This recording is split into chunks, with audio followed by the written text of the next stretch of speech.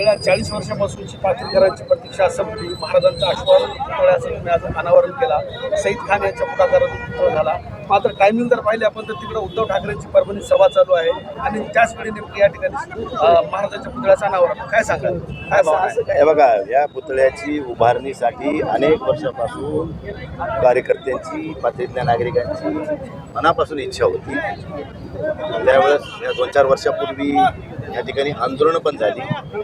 आंदोलनानंतर सईद खान यांनी पुढाकार घेतला आणि सईद खान यांच्या पुढाकारानं आज अश्वारूढ पुतळ्याची उभारणी झाली. त्यामुळे मी त्या आंदोलनकर्त्यांना आणि विशेषतः सय्यद खान, त्यांचे भाऊ आसिफ खान नगराध्यक्ष यांचं मनपूर्वक स्वागत करतो की यांनी ह्या छत्रपती शिवाजी महाराजांचा अश्वारूढ पुतळा या छत्रपती शिवाजी महाराज चौकात उभा केला आणि ह्या नगरपालिकेचा ठराव घेऊन या चौकाला नावसुद्धा छत्रपती शिवाजी महाराजांचं दिलं.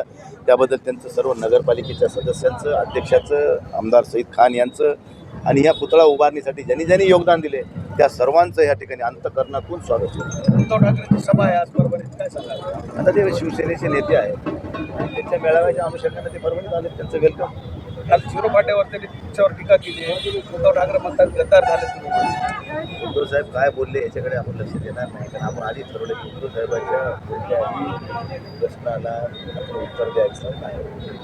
संजय राऊतांनी टीका केली. संजय राऊत तर ते काय आमचं इतने बेशरम आहे की शरम ती आमची शर्मा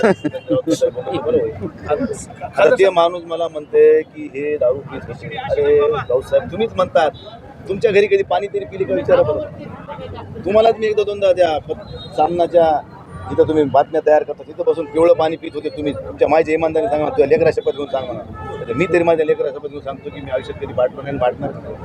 पण तुम्ही आज खोटे नाही कशाला सांगता. मी तिथं बदामाची बाजूला वेफर्स ठेवतो, मी दिवसभर उपाशी होतो आणि म्हणून मी ते बदाम काढून खात होतो. ते फोटो आज मी, तुम्ही कोणीही म्हणायचं बरं विमानात दारू नेता येते का, सिगरेट नेता येते का, बिडी नेता येते का, तंबाखू नेता येते का, हे त्याला माहीत नाही का? हे विमानात प्रवास करत नाही का, बैलगाडीत प्रवास करते. पण संजय राऊत एवढा बेमानच कोणी नाही. उद्धव साहेबांचा पक्ष संपवायला कारणीभूत जर कोणी असेल तर ते संजय राऊत आहे असं म्हणायला हवं. जे खासदार सोडून गेले त्यांना जाणीवपूर्वक बदनाम करतायत का संजय राऊत? संजय राऊताचं साहेबाचंच पटत नाही. ते पुढी बोलत नाही, त्यांना नुकसान कसं पोचतं एवढंच काम करतं उद्धव ठाकरे.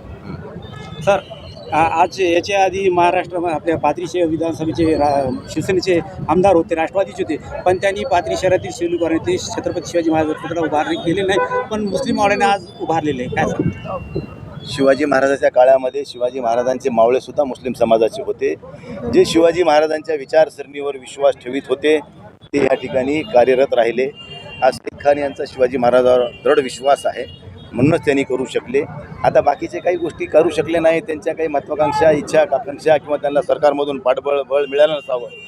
पण सईद खाननं ज्या ताकदीनं पुढाकार घेतला आणि ज्या ताकदीनं पुतळा उभा केला त्याबद्दल त्यांचं कौतुक करावं तेवढं कमी आहे. पण ह्या ठिकाणचे काही माजी आमदार होते, बाबाजानी दुराणी साहेब, त्यांची इच्छा होती की मार्केट कमिटीच्या आवारात पुतळा बसावा, या चौकात बसू नये.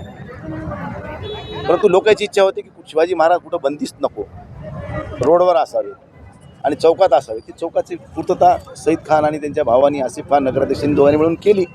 त्याबद्दल पाथरीतल्या जनतेच्या वतीने मी दोघा भावंडांचं मनापासून स्वागत करतो आणि त्यांना खूप खूप दीर्घायुष्य लाभो आणि असंच त्यांच्या हातून समाजाची सेवा घडत राहू अशी मी ईश्वरचरणी प्रार्थना करून त्यांना शुभेच्छा देतो. शिवसेनेत आता 14 आमदार दाखवण्याची अशी चर्चा आहे. कधीपर्यंत हा सगळा नाही ते काही आपल्याला माहीत नाही. ज्या गावाला जायचं नाही त्या गावाचा रस्ता कशाला विचारायचा? पुढे सुरू राहणार ती शिंदे साहेबांना विचारा ना माझ्यापेक्षा.